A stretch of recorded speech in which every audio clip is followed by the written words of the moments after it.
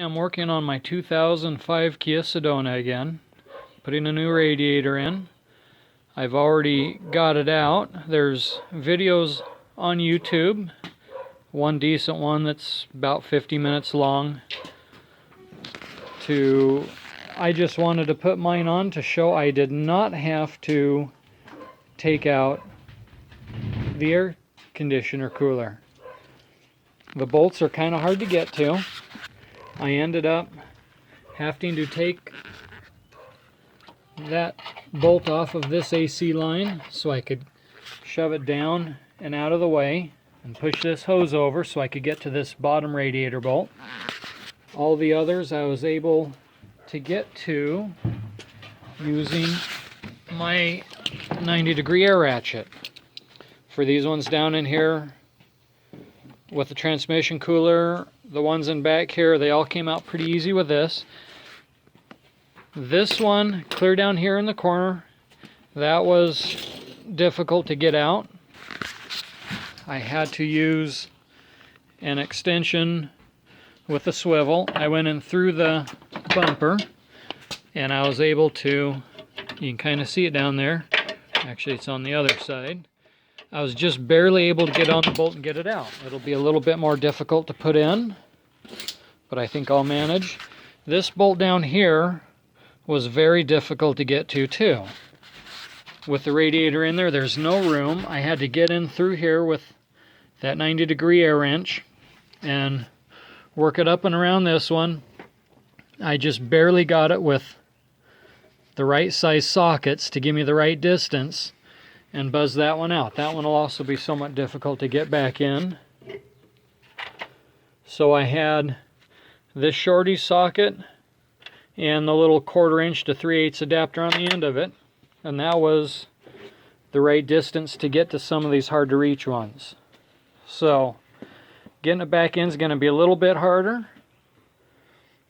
I don't anticipate really having any more trouble than I did getting them out. I'll do that one next. And just in case if anybody's curious, spare spark plugs are just the right size to plug the transmission line so it doesn't sit there and drip. Okay, so it's a little out of focus, but I've got my long extension with a flex on this bottom bolt that is the real problem. This is the one that in one of the other videos, this is why the guy pulled the condenser out, air conditioning condenser, and did it the easy way.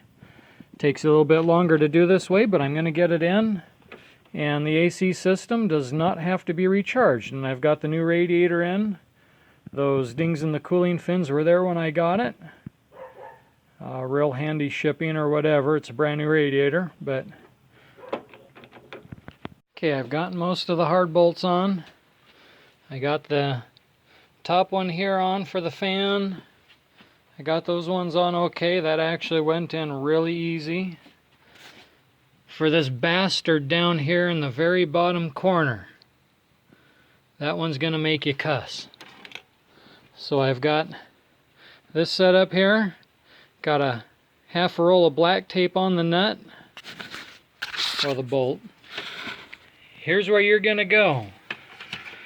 And you're gonna stick your hand clear through to the other side.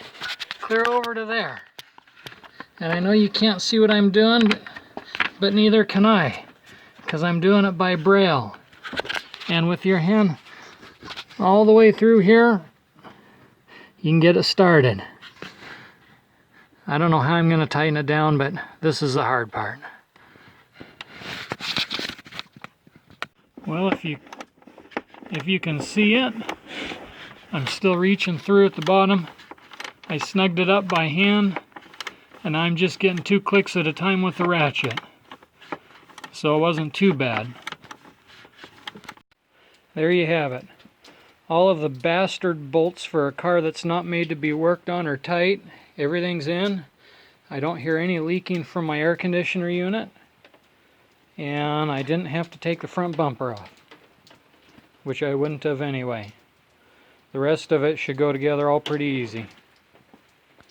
I do have one problem, as in my other video on this car. everything plastic on this car has gotten extremely brittle. Half the wiring harness, you squeeze it, it just crumbles.